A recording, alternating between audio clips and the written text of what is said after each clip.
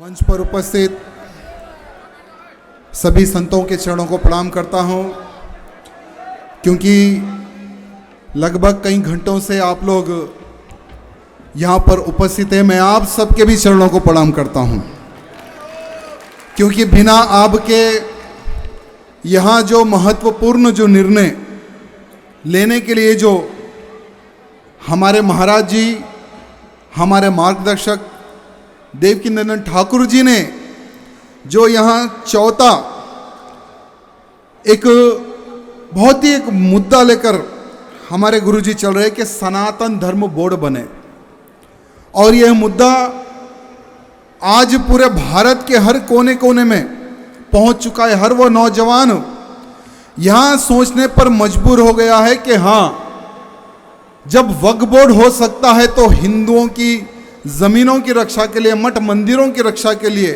सनातन board भी होना चाहिए।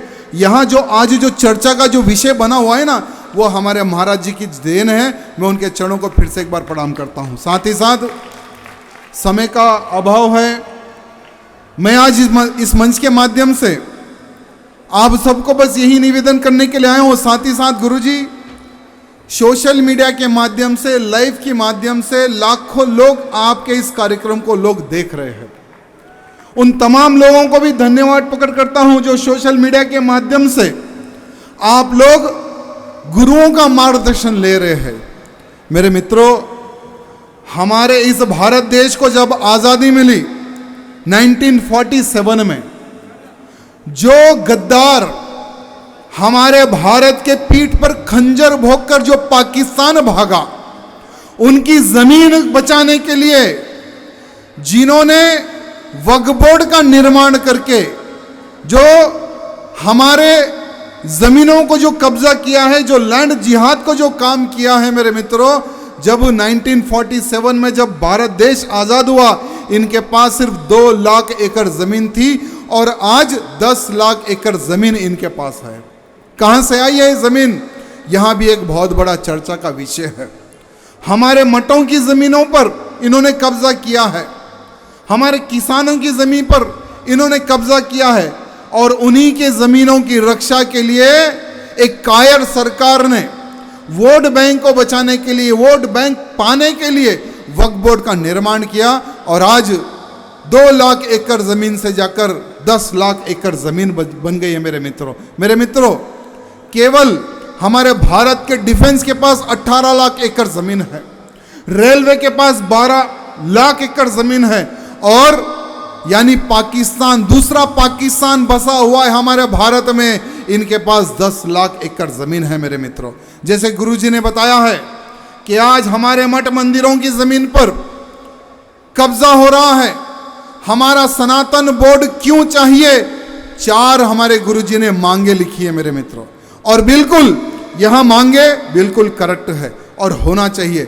मेरे मित्रों, आज मैं इस मंच के माध्यम से यही कहना चाहूंगा कि सनातन बोर्ड का निर्माण जल्द से जल्द हो और केंद्र सरकार इस पर चर्चा करे, साधु संतों के साथ में एक चर्चा का कार्यक्रम लगाए। यहां मैं हमारे प्रधानमंत्री मोदी जी से निवेदन करना चाहता हूं। क्यों? क्योंकि उम्मीद आपसे ही है, दूसरों से उम्मीद नहीं है, क्योंकि उम्मीद तो हम हमारे अपने लोगों से किए जाते हैं, दूसरों से तो कोई उम्मीद नहीं है। क्योंकि जिन्होंने वक्फ बोर्ड बनाया है उनसे क्या हम उम्मीद रख सकते हैं? जो राम मंदिर जिन्होंने बनाया है, हम उनसे ही उम्मीद रख सकते हैं, और दूसरे किसी से हम उम्मीद नहीं रख सकते मेरे मित्रों। इसलिए मैं हमारे प्रधानमंत्री मोदी जी से निवेदन करना चाहूंगा, बोलिए मोदी जी और क्या करें। आज ये चौथा धर्म संसद का आयोजन किया गया है। एक संत होकर भी जनता के सामने आकर भीख मांग रहा है कि सनातन बोर्ड बने। क्यों? क्योंकि हमारे मठ मंदिर आज खतरे में हैं। आज बड़े बड़े हमारे मठ मंदिरों को लोग जब दर्शन के लिए जाते हैं, अगर केवल हम आंध्र प्रदेश का एक तिरुपति मंदिर की अगर हम बात करें तो रोजाना 10 से 20 करोड़ का हमारे भक्त वहां पर भेंट चढ़ाते हैं। लेकिन जैसे गुरुजी ने बताया है कि साल में 500 करोड़ रुपए सरकार वहां से उठाती है, वो 500 करोड़ रुपए विधर्मियों के ऊपर खर्च करती है। ये होना चाहिए क्या? हमारा पैसा हमारे मठ मंदिरों का पैसा, लेकिन खर्च हो रहा है लव जिहाद करने वालों के ऊपर, लैंड जिहाद करने वालों के ऊपर, धर्मांतरण करने वालों के ऊपर हमारा पैसा खर्च हो रहा है। अगर हमारा ये सनातन बोर्ड बनेगा, हमारा सनातन बोर्ड बनने के बाद में ये सनातन बोर्ड गौरक्षकों के लिए एक कवच बनेगा मेरे मित्रों। लव जिहाद के खिलाफ लड़ने वालों के लिए कवच बनेगा, लैंड जिहाद के खिलाफ लड़ने वालों के लिए कवच बनेगा। मेरे मित्रों, आज यही कानपुर का एक योद्धा उड़ीसा की जेल में सड़ रहा है पिछले 25 साल से। वो धारा सिंह की रक्षा के लिए, उसके परिवार की सेवा के लिए यहां सनातन बोर्ड काम करेगा। अयोध्या राम मंदिर निर्माण के लिए कईयों राम भक्तों ने गोली खाई है। अयोध्या राम मंदिर निर्माण के लिए कईयों राम भक्तों ने, बाबर का ढांचा गिराने के लिए कईयों राम भक्तों ने गोली खाई है मेरे मित्रों। आज उनके परिवार को कौन देख रहा है, कौन पूछ रहा है मेरे मित्रों? उनके परिवारों को पूछने का कार्य भी यहां सनातन बोर्ड करेगा। गुरुजी ने केवल 7 अंश लिखे हैं, लेकिन सनातन बोर्ड बनने के बाद में इसमें बहुत सारा कुछ और भी ऐड होगा, बहुत सारा कुछ ऐड भी होगा मेरे मित्रों। लेकिन ये सनातन बोर्ड केवल किसी का फायदा नहीं है मेरे मित्रों, सिर्फ आप लोगों का फायदा है, हमारे हिंदू समाज का फायदा है मेरे मित्रों।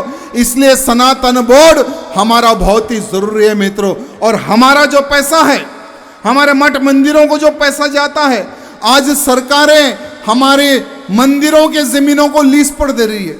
तेलंगाना की सरकार गुरुजी थोड़े ही दिन पहले 200 एकड़ जमीन हमारे इंडोमेंट के मंदिर, यानी मंदिर का लैंड को दूसरों को लीज पर दी है।